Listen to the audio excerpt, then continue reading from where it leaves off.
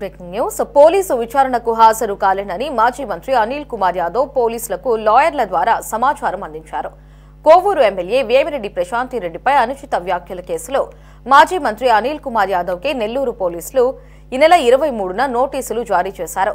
ఈ నెల 26న కోవూరు పోలీస్ స్టేషన్లో విచారణకు హాజరు కావాలని పోలీసులు నోటీసులలో పేర్కొన్నారు.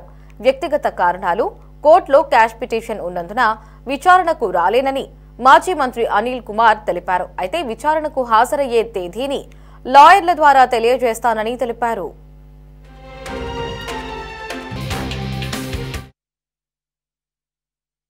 హాజరు కాలేనని మాజీ మంత్రి అనిల్ కుమార్ యాదవ్ పోలీసులకు లాయర్ల ద్వారా సమాచారం అందించారు. కోవూరు ఎమ్మెల్యే వేమిరెడ్డి ప్రశాంతిరెడ్డిపై అనుచిత వ్యాఖ్యల కేసులో మాజీ మంత్రి అనిల్ కుమార్ యాదవ్కి నెల్లూరు పోలీసులు 23న నోటీసులు జారీ చేశారు. ఈ నెల 26న కోవూరు పోలీస్ స్టేషన్లో విచారణకు హాజరు కావాలని పోలీసులు నోటీసులలో పేర్కొన్నారు. వ్యక్తిగత కారణాలు, కోర్టులో క్యాష్ పిటిషన్ ఉన్నందున విచారణకు రాలేనని మాజీ మంత్రి అనిల్ కుమార్ తెలిపారు. విచారణకు హాజరయ్యే తేదీని లాయర్ల ద్వారా తెలియజేస్తానని తెలిపారు.